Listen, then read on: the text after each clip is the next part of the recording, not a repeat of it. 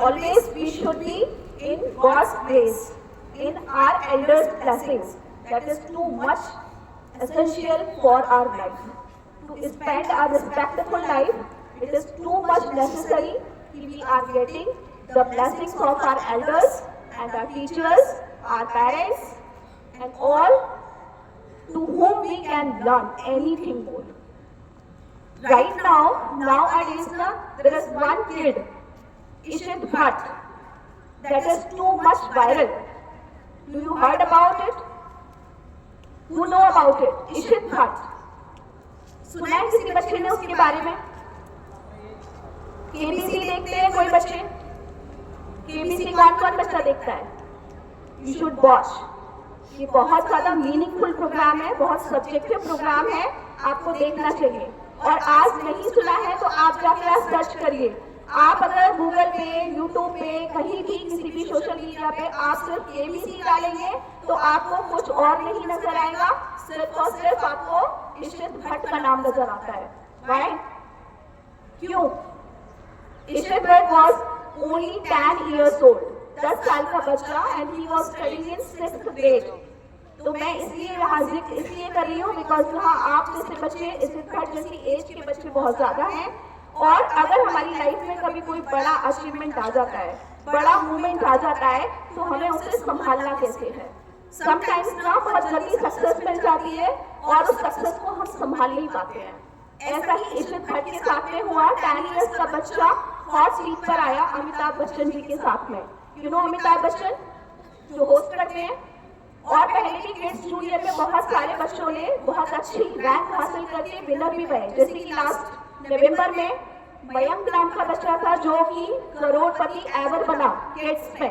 अभी तक कोई करोड़पति तक नहीं पहुंच पाया बच्चा, बट मयंक बना। अभी इशित भट्ट ने क्या किया, वो ट्रोल हो रहा है किस वजह से? अपने सिर्फ बिहेवियर की वजह से। हर जगह उसको मतलब उसके पेरेंट्स को बोला जा रहा है, उसके स्कूल को बोला जा रहा है, उसके टीचर्स को बोला जा रहा है। तो क्योंकि हर बच्चे से रिलेटेड ना उसके पेरेंट्स भी होते हैं, उसके टीचर्स भी होते हैं, उसका स्कूल भी होता है। सो इसलिए अपने बिहेवियर को हमें बहुत संभाल के रखना चाहिए। आप देखेंगे तो उस बच्चे ने पता है क्या किया है?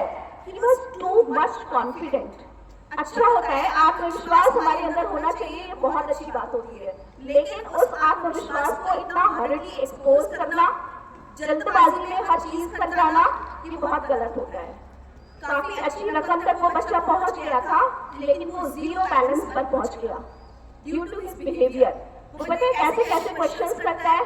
जब अमिताभ बच्चन जी उनसे क्वेश्चन पूछते हैं तो ना तो वो ऑप्शंस रखने देता है, वो कहता है मुझे पता है, ऑप्शंस के बिना आप लॉक कर दीजिए, है ना। और लास्ट में जब लास्ट वाले क्वेश्चन जिसपे वो रॉन्ग हुआ, इवन उसने कहा कि आप 4 बार लॉक कर दीजिए, सर आप इतना जल्दी करिए, लेकिन प्लीज उसके अंदर इतना ओवर एक्साइटमेंट था कि वो समझ ही नहीं पाया कि उसे करना क्या है।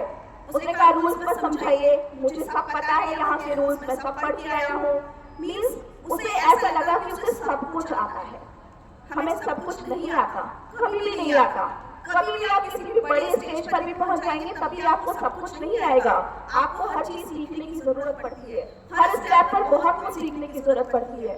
ऐसे ही आपको इशित भट्ट के चैप्टर से ना सीखना चाहिए कि हमें अपने बिहेवियर को कंट्रोल रखना है। बहुत सारे बच्चे जाते हैं, ये बहुत बड़ा सपना होता है, रियल में ये बहुत बड़ा अचीवमेंट है कि कोई 10 साल का बच्चा अमिताभ बच्चन जैसी हस्ती के साथ में बातचीत कर रहा है। जबकि हम सब तरसते हैं कि काश एक फोटो उनके साथ में हो जाए, काश एक हाथ मिलाने के लिए उनसे मिल जाए।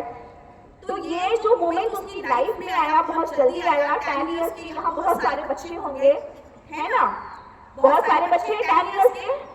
रेज योर हैंड्स, कितने बच्चे हैं? हाँ, बहुत सारे बच्चे हैं। तो आपको ये चीज देखनी चाहिए, समझनी चाहिए, और इवन बड़े बच्चों को भी ये चीज समझनी चाहिए कि हमारी लाइफ में जब बड़ा अचीवमेंट बहुत जल्दी आ जाता है विदाउट एनी एक्सपेक्टेशन, तो हमें उसे संभालना कैसे है। संभालना नहीं आया उस बच्चे को, और इतना ओवर एक्साइटमेंट में उसने सब कुछ अपना खो दिया। और आज चलिए बैलेंस नहीं मिला, कोई बात नहीं, बट उसके बिहेवियर की वजह से उसकी जो आलोचनाएं हो रही है, क्रिटिसाइज हो रहे हैं, इवन उसके पेरेंट्स को बहुत कुछ सुनना पड़ रहा है, उसके स्कूल को बहुत कुछ सुनना पड़ रहा है। बच्चा बुरा नहीं था, कॉन्फिडेंस था उसके अंदर बहुत ज्यादा, लेकिन बस इसलिए हम कहते हैं ना, अति हर चीज की बुरी होती है। अति नहीं करनी है, लिमिट से चीजों को हमें संभालना है, अपने बिहेवियर को कंट्रोल में रखना है। एक पोलाइटनेस होनी चाहिए, हम किससे बात कर रहे हैं, एक रेस्पेक्टिव एटीट्यूड होना चाहिए हमारा, चाहे हम किसी छोटे से बात कर रहे हैं या बड़े से बात कर रहे हैं। तो एक रिस्पेक्टफुल मैनर में हमें प्रेजेंट करना है खुद को, चाहे हम छोटी स्टेज पर जा रहे हैं या फिर हम बड़े स्टेज पर जा रहे हैं। तो अपने बिहेवियर को हमें कंट्रोल करना है। तो क्या लेसन मिलता है आपको ईश्वर भट्ट की इस कहानी से? क्या लेसन मिला, क्या सीखने को मिला?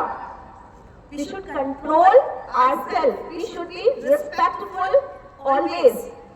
इतनी बड़ी हस्ती के सामने में वो बच्चा बार बार कह रहा है 4 बार लॉक कर दो, और देखिए फिर कहाँ गिरा, बिल्कुल डाउन टू अर्थ, नीचे गिरा। तो हमें ऐसा नहीं करना है। बहुत सोच समझ के, आपके स्कूल में भी बहुत सारे कंपटीशन ऑर्गेनाइज किए जाते हैं, आप भी कभी कभी जल्दबाजी कर जाते हैं, आप जल्दी क्वेश्चन पेपर्स में आप आंसर शीट में जल्दी लिख देते हैं, टाइम बहुत बचता है लेकिन गलत लिख देते हैं। तो हमें गलत नहीं करना है, हमें सोच समझ के लिखना है। जितनी हमारी टाइम बाउंड्री है उस पे अपने अंदर एक्सपोज करना है हमें खुद को। ओके, गॉड ब्लेस यू बेटा।